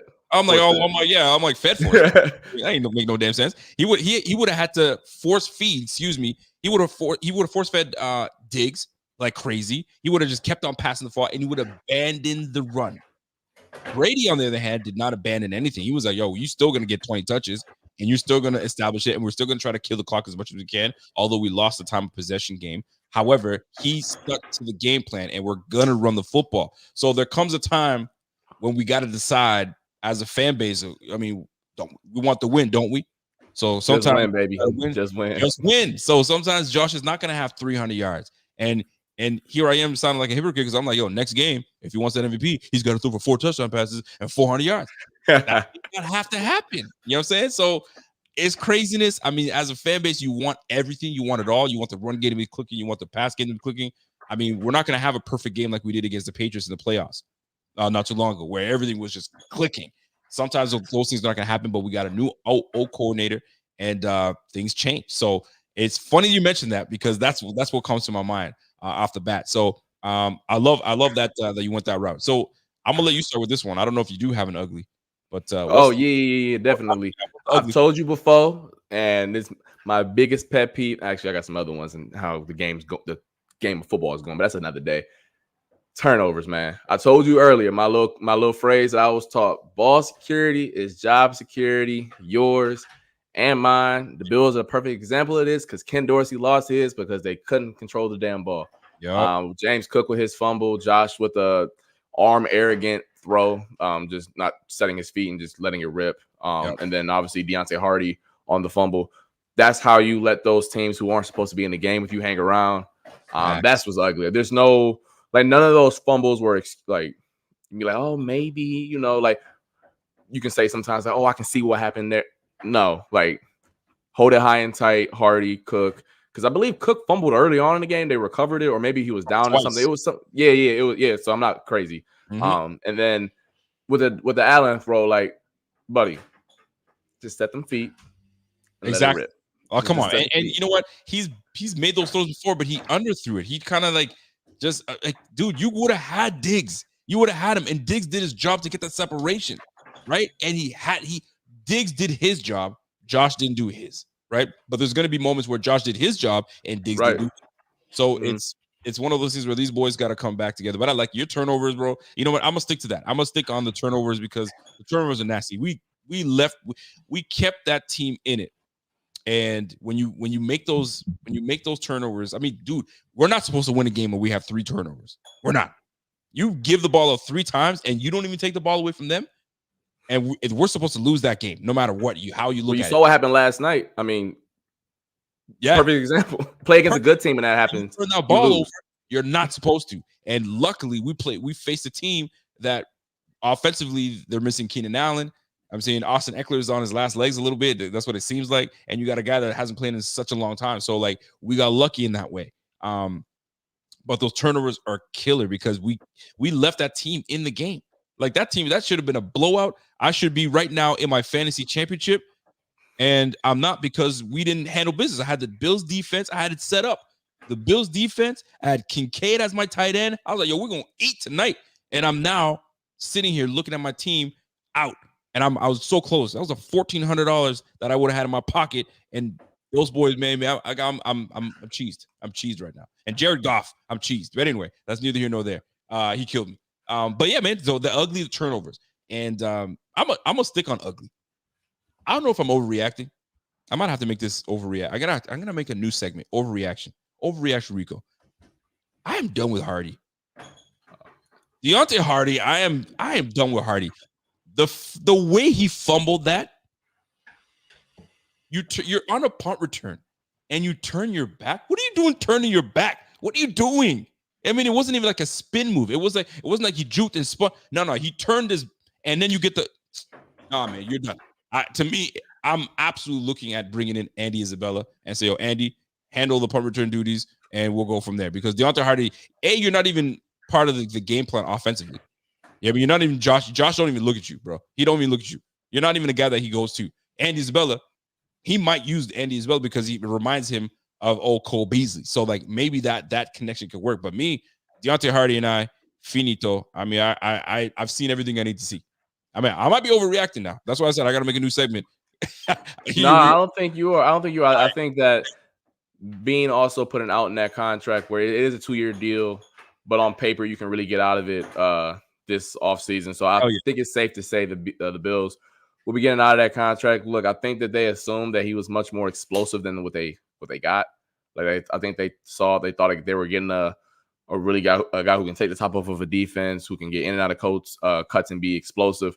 But he quite frankly just hasn't been that guy. I know there was a rep early on in the year where Josh tried him deep, but he he couldn't unhitch the trailer. Like he just couldn't slide. So I think that for all the good that Bean has done, I think that one is definitely a bust. Listen, Bean has had some busts in his day now. He's had some busts in his day. This one is definitely one of them. And you paid him that much money, and you got him pretty early in free agency for what? You know what I mean? Like, will you just do it just to get a splash? I don't get it. I don't get that one bit. But yeah, me and Deontay Hardy, I've been trying to say, yo, give him the ball in space. He's like that.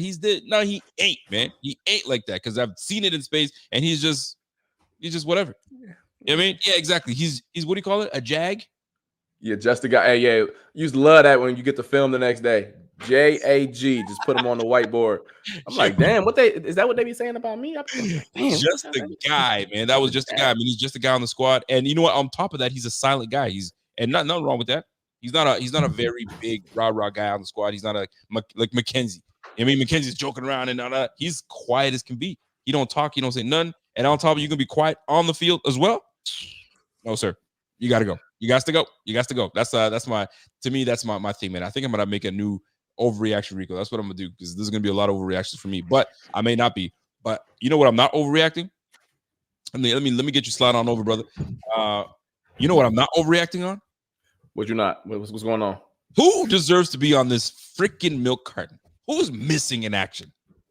Hey, listen, I've been giving him the benefit of the doubt. Say it. But I think Von Miller, is the milk carton. And look, I want to preface this by saying I am a little bit more. I want to preface it by I want to give people context as to why I was a little bit slow to the party. Right. Because I am a former athlete and I've seen my fair share of rehabs and recoveries. So I am really sensitive because I know how hard the guys work, really bad days, depressing days, and all that good stuff. So I really am sensitive to a certain extent on how hard these dudes work to even get back on the physical side, let alone what be going on upstairs. Having said that, though, Von Miller's case is a little bit more unique because of the fact that he is 34 or 35, on top of the fact that he's not producing, on top of the fact that he is just not doing anything out there, quite frankly, off of an ACL. So I think that's it's tough and it hurts to see. Like, once again, he could still really be struggling with the knee, and I get it. But unfortunately, and I hate saying this because I don't want to be hypocritical, but this is a performance-based league. You've been out there for multiple months now, and if you aren't going to be the guy who can even record a stat, because I know he doesn't have more than 5 tackles on the year, if I'm not mistaken. I don't think he has a tackle for loss. I don't think he has a sack. Definitely not a tackle for loss. So, like, he does move a little bit better than what he did in London, but it's not much. It's incremental at best. So it's tough, and I know it kind of gets overlooked a little bit because Leonard Floyd has been such a good signing for Brandon Beane. Gregory Rousseau has been solid. AJ Epinesa was doing this thing as well when he was healthy. Danette Oliver is explosive. So I get it. But hey, man, it's getting to that time, and it's about a year removed now. I get it. He could still be really, really struggling through his rehab, but it's a performance-based league, and he's just not producing. I'd rather you not preface anything next time. Just get right into it. Right, get messy. Get right into the goods, because right now Von Miller deserves his name. Needs to listen. I'm asking you to just take that little picture off that little milk carton and just put his face on there. Period. This brother's been missing in action. And here's the problem: the management went too buddy with Von Miller to begin with. You coming on, you hanging out with the GM. Apparently you want to be a GM now. So you hanging out with Brandon Beane. And now that you've gone from pretender GM, or, you know what I mean, potentially wanted to be GM and doing all that stuff, and you know, and now you're back to being a player. Brandon Beane's like, damn, man, I've been hanging out with this guy, man. I like him. And I'm paying him a lot of money. I need to get my investment back. I need my return on my investment. Fam, you lost your money. You lost your money. And when you lose your money, sometimes you got to cut ties with your money. I'm not saying cut the brother. I'm just saying reduce his ability to be on the field, because I'll tell you right now, what was very alarming to me was when at the end of the game, when offense did their part, we got the field goal, we're ready to go. The leader, Josh Allen, was like, get me something, Greg. He said, Ed, get me something, Ed. I didn't hear Von's name one bit. I mean, usually you go to the closer. Hey, Von, do me something. Get me some, Von. A peep. So to me, I ain't cherry picking shit. I mean, Von Miller has not been the player that we need him to be. And right now, I'm at the point where I was like, yo, we need to get somebody on there. I'm watching him on the field. I'm like, all right, let me see what he's got. He's been close. Don't get me wrong. He's been close to, you know what I'm saying, getting plays and getting close to the quarterback. He's just not who he's supposed to be. And like you said, sensitive to the injury situation. Totally get that. So if you're still nursing it, sit your ass down on the sideline and let somebody else get at it. That's hungry and able.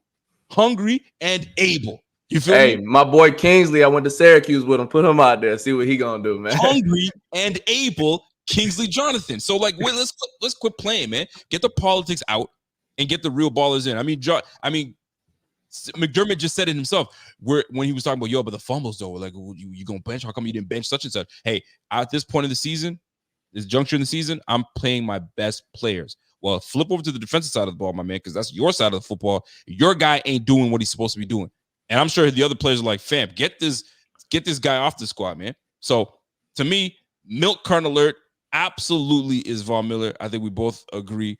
It's unanimous. It's just what it is.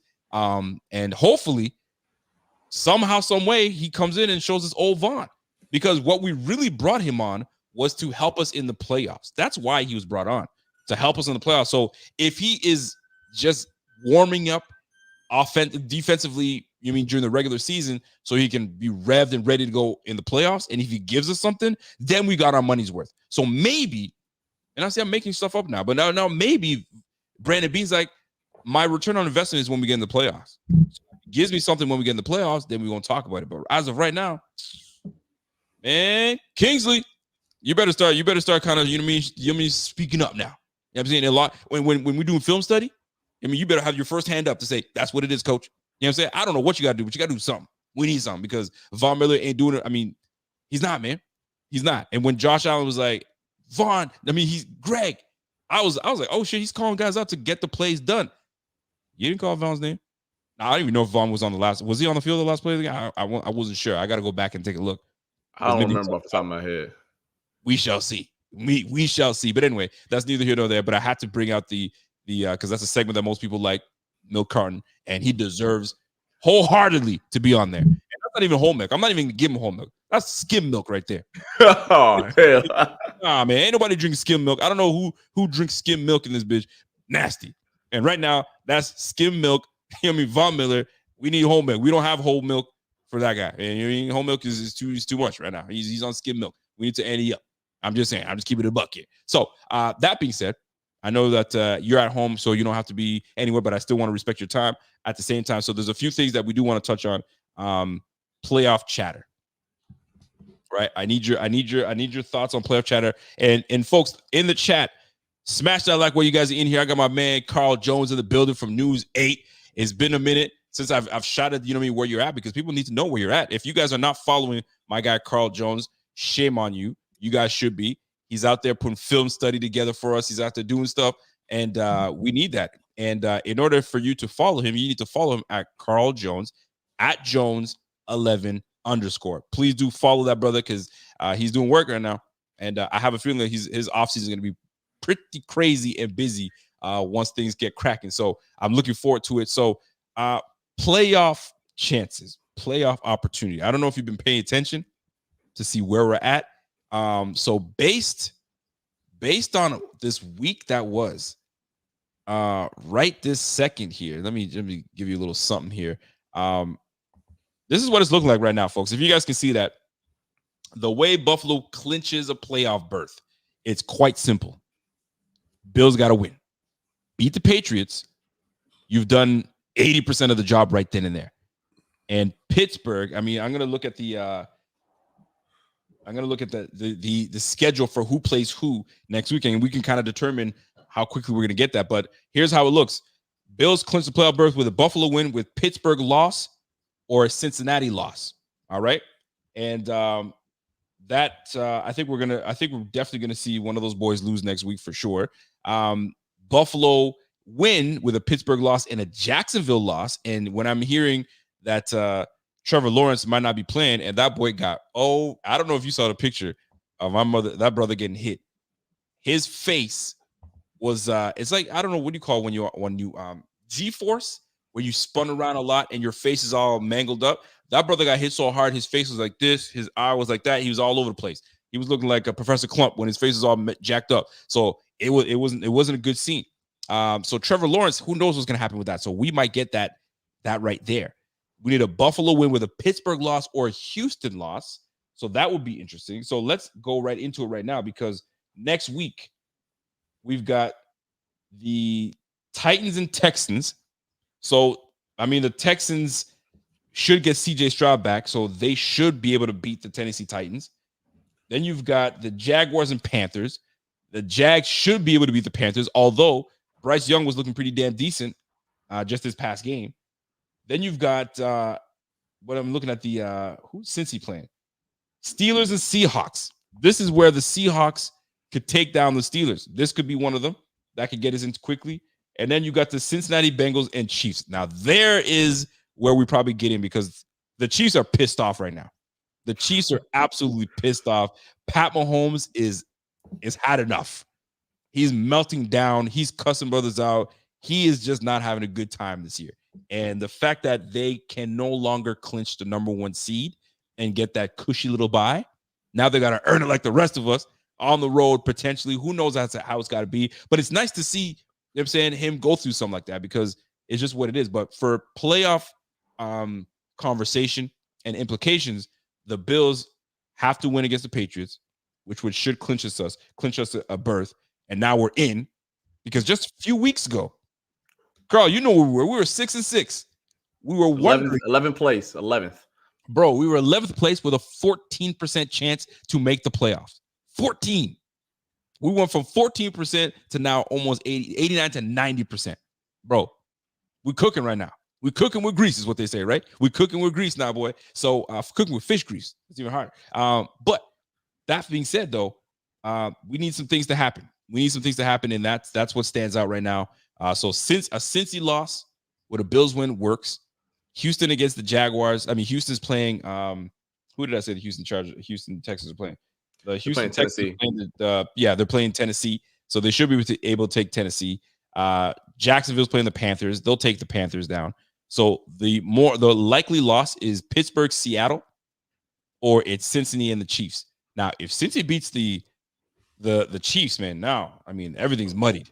But I mean it doesn't change for us because we win and we get to handle our business.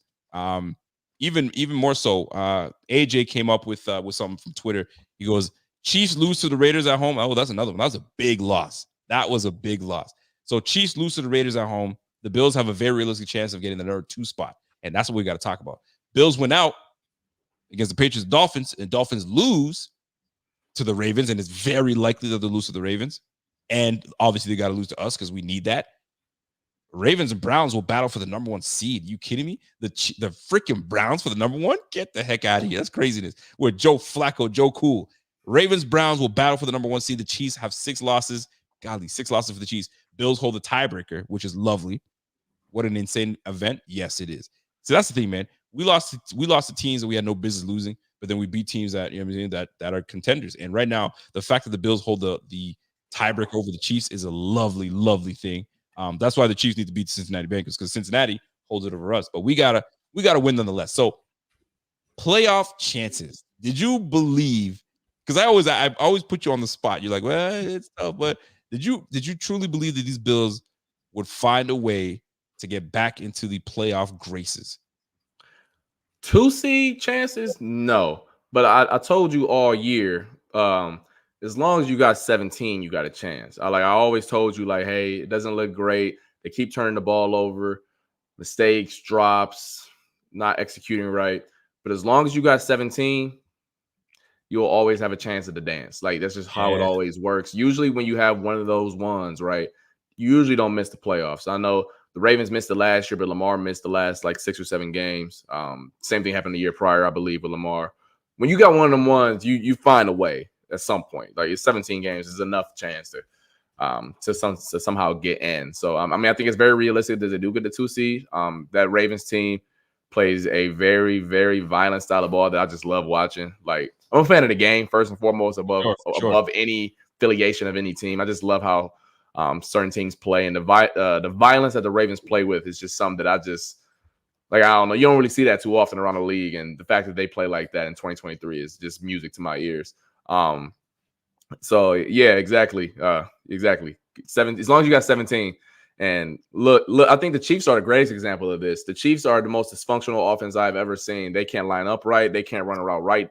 Like, for example, if this doesn't encompass how bad they are offensively, the Patrick Mahomes interception that they threw, I have never seen a receiver run a 10-yard hitch route on that smash concept in my life. Yet he did. And the corner was like, well, if you want to be that I'll take it the other way. I'll take that. Sure. So like that just encompasses how bad they are. Justin Watson's out there. He's probably their second most reliable receiver out there. It's really, really bad. Really, really bad for the Chiefs right now. But to take it a step further, I'll say as long as you got 17, I don't think they should be nervous at any team they go up against, road or home. And once again, I'm not saying do I believe that they're a better team than the Ravens? No, but do I think they can beat them? Of course, it's football. Anything can happen in this sport. I would say the only team that I wouldn't like the only team they honestly don't think they'd be favored against in the AFC right now is Baltimore. That is the only team. Like every other team, I think that they would be favored at. The Browns have more injuries than anyone else, so I think at some point it'll equal out in terms of how well they're playing. The Chiefs are going the wrong way. The Jags are even going the wrong way even faster. I mean, the Texans are the Texans. They're banged up too. I know Stroud's out, but they're also missing Tank Dell. Nico Collins is nursing a calf as well. Outside of Baltimore, I think the Bills can get. They've shown in the past that they can neutralize Lamar a little bit more. This is a team. I've always said as long as 17, you got a chance. But defensively, over the past 4 or 5 games, they've played better. They've actually taken the ball away, which has been my biggest gripe. I know they didn't do it Saturday, but for the most part, they have. So I think that's the thing that's encouraging to see this last month of the year. Defense taking the ball away, getting stops, getting 3 and outs. 17 doing his thing. I know Cowboys game. All he did was be the what do you say, the kid in the group project who just get the A and don't do nothing. But at the end of the day, we all know playoff time. You got 17. Let's go to work, and the Bills got that. It's playoff time. Let's go to work. That's really what it comes down to. So that 2 seed is definitely in play. We definitely have an opportunity. And right now, this is where you want to strike out. My man Bobby always said, listen, man, you can start the season off real hot. It's great. And then you can tail off. I mean, if you're going to get hot anywhere in the season, at the end of the season is when you want to get hot, because that's exactly what happened to the 07 Giants. The 07 Giants came in and we're like, yo, damn all that Patriots talk. Patriots, you know what I mean, having Randy Moss and this, that, and the third. No, we're going to get in there and we're going back into the playoffs and we're going to get that dub. And that they did. So really interesting to say the least. But here's where we are at this point, man. The Patriots are up next for the Bills, and we have an opportunity to take care of business, and we should be able to get that dub. And it actually makes life easier for all of us, because I ain't trying to have a conversation about losing the Patriots and getting swept by the Patriots again. I ain't trying to do that. We've had years of being swept by the Patriots. We are done. Like my man Antonio Pierce said, enough is enough. All right, let's handle business the way we need to handle business, and let's get the heck out of here and get that dub. And then we go into the rivalry game, because right now the rivalry is back up. You know what I mean? Bills Dolphins is back up. It's back up and running, and week 18 can't come sooner. And you know it's going to be flexed. It's going to be flexed, whether it's going to be a Monday night game, Sunday night game. I don't know which one I'd rather. I don't know. I think the Bills are better Sunday night, guys. Are we better Sunday night or Monday night? Because we gotta make sure that we have the advantage in a way. We gotta make sure, but we'll see how that all plays out. But ladies and gentlemen, that's it for me and Carl right now, because I got a few things I got to touch on the back end. Carl Jones, always love. We're gonna keep doing this. We're gonna keep rocking out. Let the people know what you're working on, because I'm sure you're working on a few things with you and Thad and so on and so forth. What you got coming on? Yeah. The usual for those who new to the chat or whatever, play defensive back at Q. So I'm always looking at things from a defensive back standpoint. So wasn't a lot, obviously, because Easton Stick really didn't push the ball downfield a shit ton. But just looking at stuff from the defensive side of the ball, what they did, and see how the Bills could have been better, what they did really well. So I'll be looking at that. Usually there was some communication on the back end, especially between the safeties, that I really wasn't a fan of. But I'll dropping that tomorrow. You're going to see my thoughts on that. And once again, I'm a big believer in, I don't know what they're doing because I'm not exactly in the room, but I use off my expertise, and that's where my opinion comes from. Well, I love every bit of it. And do me a favor, while you're in your film room, just dabble onto the offensive side of the ball and find out what's going on with Diggs. And I look at both things from a defensive back room. So I do look at the Bills offense from a DB perspective. So I am looking at, oh, they're doing this with Diggs. They are doing this with Gabe and Kincaid. So I still look at the Bills offense. I still grade it. I just look at it from my vantage point. Like, I really like how they get Diggs open in this way, or I don't like how they get it in. Because I know, like, oh, damn, that's a DB. That's tough, or that's easy type of vibe. 1000%. Folks, do me a favor, smash that like before my man Carl Jones gets out of here. I mean, they're already showing you love, man. I mean, listen, I think this is huge. I mean, Carl Jones is becoming a star, baby. He's a star before our eyes. And guess what? Before he becomes a huge mega star, we got him here first. You know what I'm saying? We're chopping it up. So he's not going to forget about us when he's big time, when he's sitting next to the Stephen A's. Never that. That's my guy, man. Ladies and gentlemen, that's my guy, Carl Jones. We'll salute to you, man. And we'll definitely get on this thing again.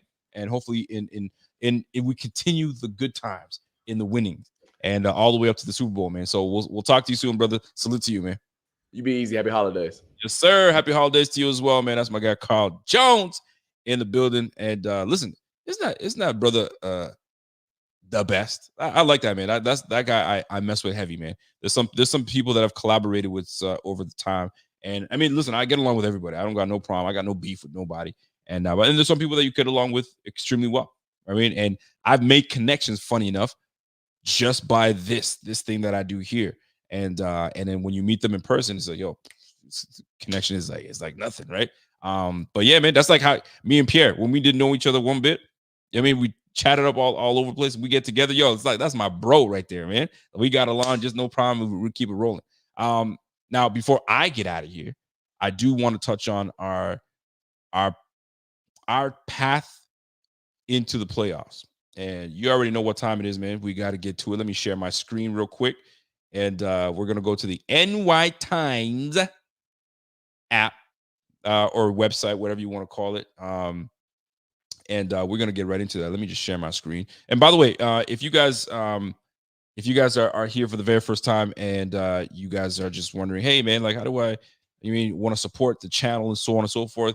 Everything that you need to know is at supportbf.com. Everything is there. Our website's there.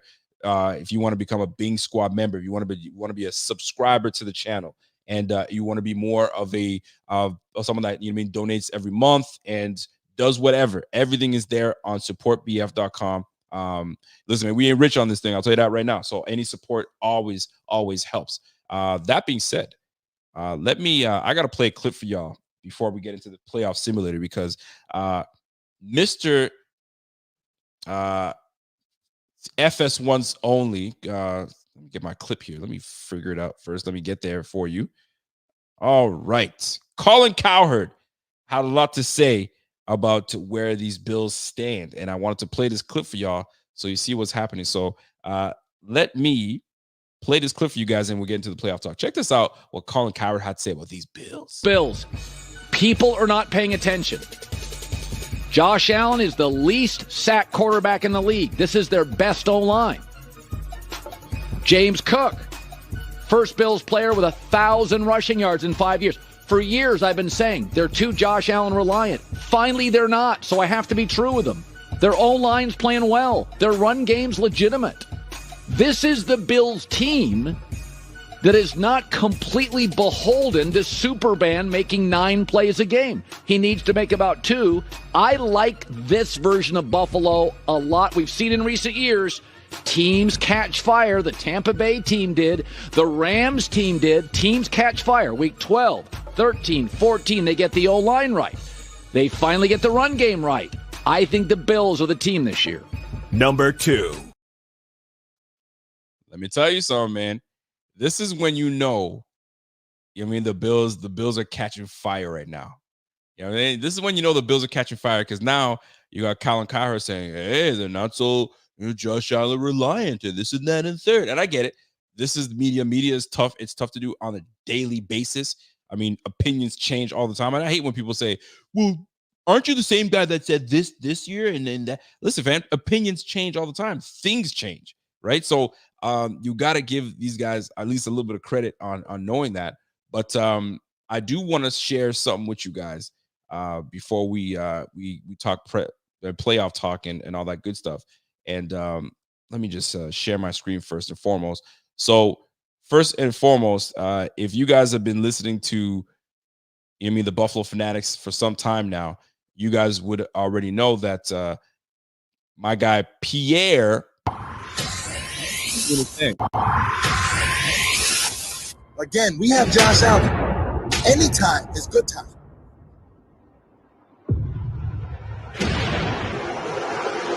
Remember who we have.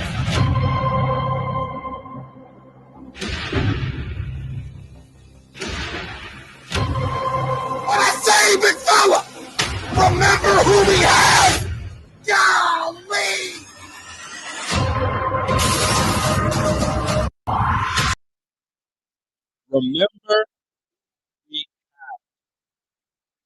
Remember who we have. Y'all need to listen, never forget who we have. Remember who we have. And what you guys need to understand is, y'all, what was I just doing? I was just sharing you guys our website, right? If you guys go to our website, it's on and popping now. I want to show you guys something real quick because y'all need to notice. Let me close this real quick so you guys can see it. It's on. We got the merch. The merch is present and is popping. Here it is. Remember who we have. We have that. Get your hoodies, get your tees, get your all that stuff. I already ordered mine. I got mine. I think I got mine in the red. But yeah, go ahead and order yours right now. You know what I'm saying? The thing is going to be popping because we do need to remember who we have. I mean, I've been clowning and joking on my man Pierre for a long time, but fam, he on to something now. Remember who the F we have because it's important, because with 17, like Carl Jones said, with 17, a lot of things get popping. So that is great. So now let's go into the simulator. All right. And I'm gonna close this up here. I want to show y'all something because we're gonna get into the playoff simulator and see where we're at. This is the fun part. And I'm not gonna stay too long because I gotta get going because I gotta get back to work. I gotta get to work tonight because I work the night shift. You guys know you already know that. So here we are, folks. We're sitting here at a wonderful 89% chance to make the playoffs. Fam, we didn't have this opportunity last time. We were sitting at a 14% chance to make the playoffs, and we were wondering and finding all the places to find ways to make it work. Right? If we win this game and lose that game and do this, now win out, and that's how we do it. By the way, smash that like for my man Pierre, and go ahead and support us. And if you want to, obviously, because you guys don't have to do a damn thing, but if you show love and you appreciate it, that's what we do. We do love and appreciate that. So let's look at this the simulator here, folks, before we get out of here. All right. So here's where we stand. At 89%, this is how we make the playoffs. Making the playoffs, this is how we do it. Now, we already know what needs to happen. We got to win out next week with a Cincy loss, a Texans loss, a Steelers loss. We're in.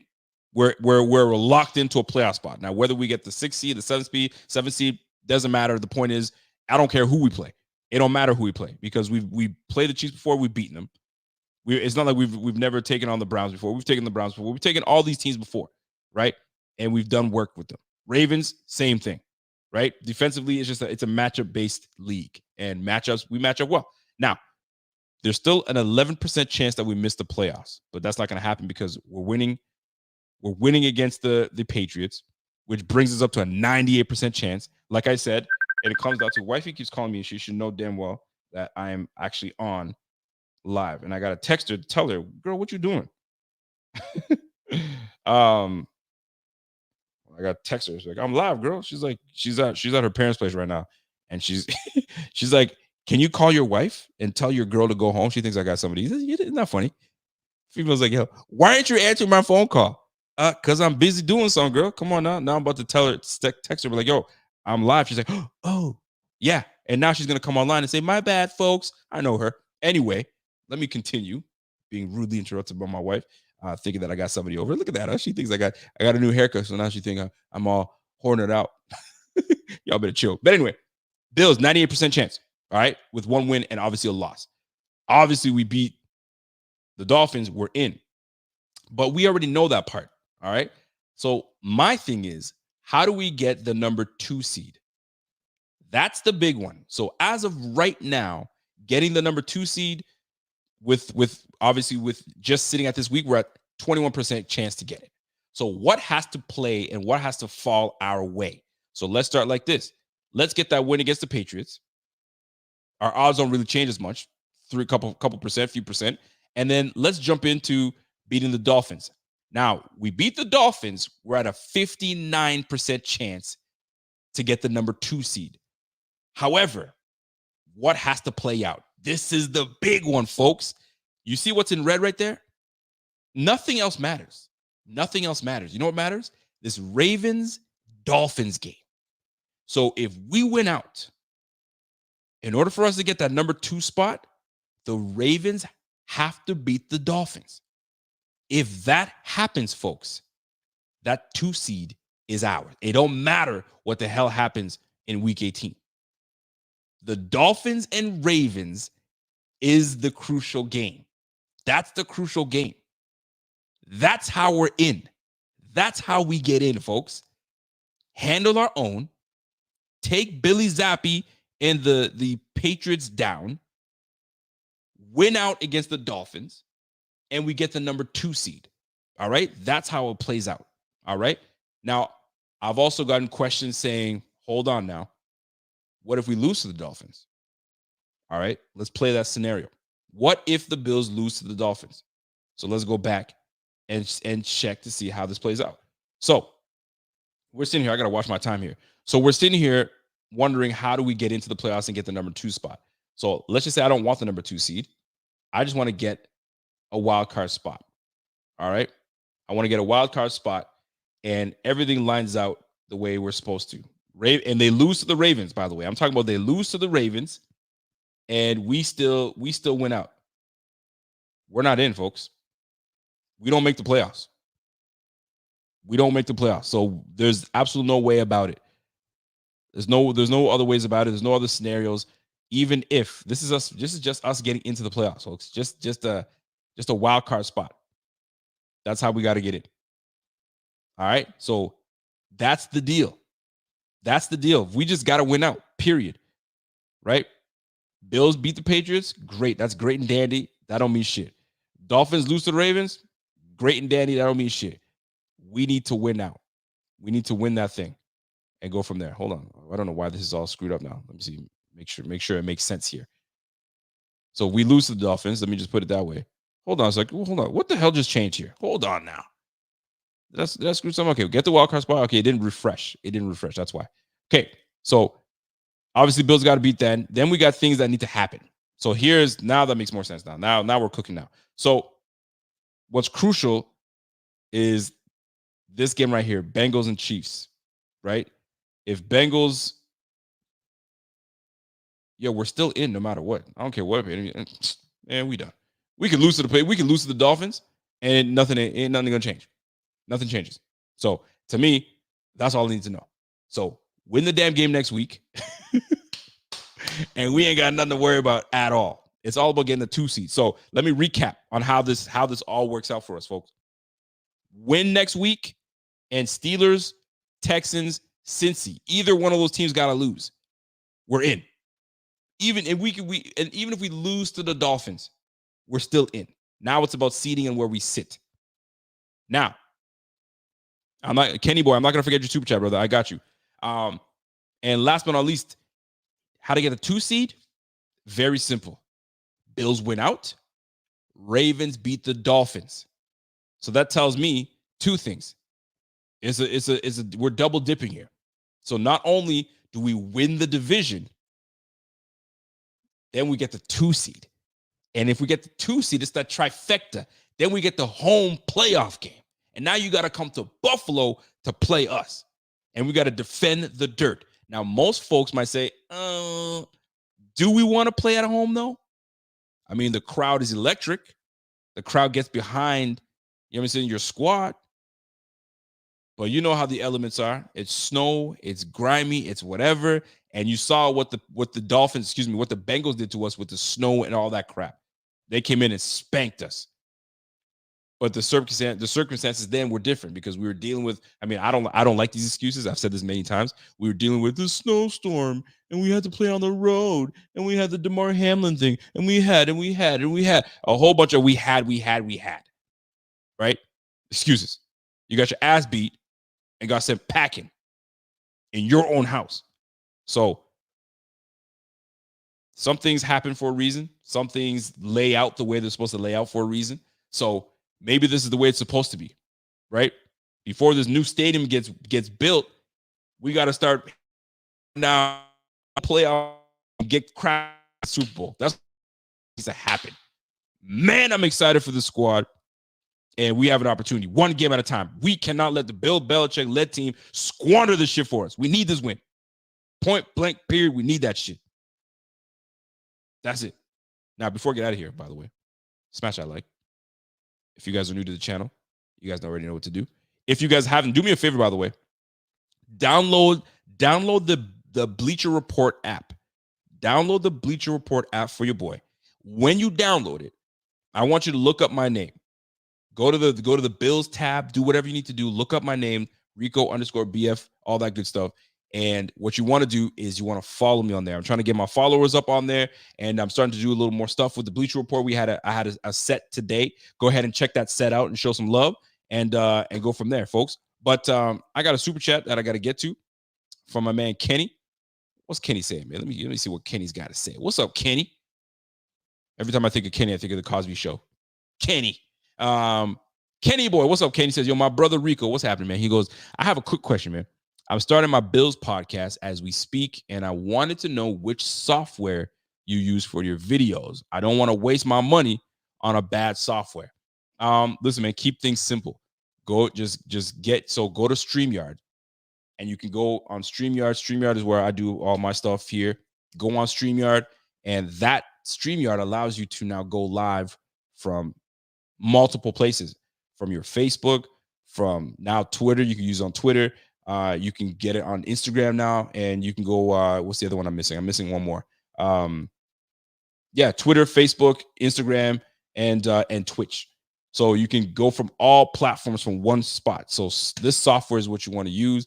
It's user friendly because in my ass, I am not tech savvy. I don't have the patience. I'm smart enough to get everything, but I just don't have the patience. I lose patience. One mistake happens, I'm done. I'm not. I need simple. Get going. Let's get this cracking, right?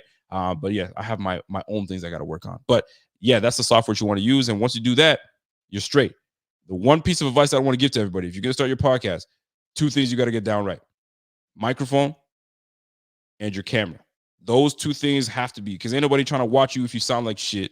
Ain't anybody trying to watch you if your camera is grainy and they're like, yo, I'm not interested. You gotta have those 2 things correct. And then you work on your craft and do all those things afterwards. But I mean, step by step. You don't want to go and pay all that money and you rough at the craft. You know what I'm saying? So then you would be wasting your money. Straight up and down. By the way, big shout out to my man, Robert Aldrich. Salute to you. Just became a Bing Squad member. Support. Love every bit of it. And if you guys want to follow what my man Robert just did, he just went to supportbf.com. He saw everything that needs to be seen right there and handled business. So that being said, Jerry Bennett's like, yo, ring that bell, man. Yo, my bell's in the other room. But you know what I will do? It ain't the same, but you guys already get it. Bing Squad, bing, biggity, bing. Haven't said that in a long time. So let's go. Let's get out of here. So, folks, that's my time. Appreciate you always. And you guys don't ever have to be here. You know what I'm saying? Rocking with BF. You guys, there's all these other places that you can be and listening to, but you guys are here and I appreciate it. Never goes unnoticed and never goes unappreciated. It really is appreciated. And salute to my wife that thought that I had somebody over hanging out with me while I'm here on a live stream. The only people I'm hanging out with, my folks, you mean the BF squad. That's what it is with your jealous ass. Jealous Jenna's back at it again. If you guys know, you already know. So that being said, folks, I'm out of here. You guys have yourself a great one. And we'll catch you guys again Friday show. And we got a big one, a 1 p.m. game. So that'll be nice. It'll be a change up and handle business against the Patriots. And then we'll have some good news to even clinch the playoffs with a loss from the Texans, the Steelers, or Cincy. So next week is a big week. Next week is a massive week, but we just have to handle our business on our own. So if you guys have not smashed that like and subscribe to the channel, go ahead and do that. And that's my time. You guys enjoy yourself. Have yourself a great week. Have yourself a great night. Happy holidays. And I hope Santa was good to you. And we'll crack it up and go from there, man. So until next time, it's your boy Rico. It's the Buffalo Fanatics. And we will catch you guys on the flip side. You guys have yourself a fantastic evening. And it's your boy. I'm gone. Let's go.